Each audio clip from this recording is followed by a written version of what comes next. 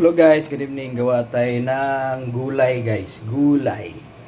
Gulay na pacham. Kasi yung gulay na yan guys, yung binubrot ko niyan, yung patatim. Patatim, yung fried chicken, saka fried pork. Yung sobra ng New Year guys. New Year's. Yun ang inano natin guys. Yung pangsahog natin. Kaya yan guys, yung sahog ko ito.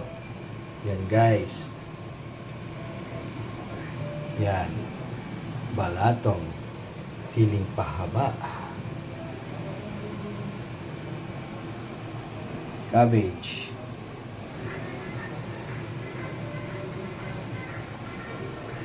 But guys, see you.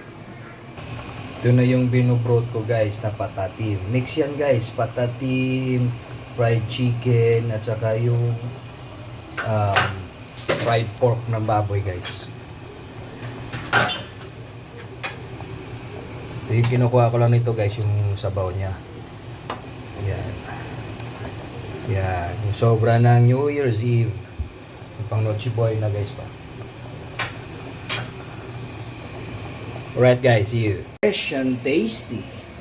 Fresh and tasty yung niluto natin ngayon guys na gulay. Yan guys Gulay yan guys. Pero yung sahog yan guys, patatim. Yung sobra sa Chinese New Year. Sa Chinese New Year, ikamo New Year. New Year's Eve pala.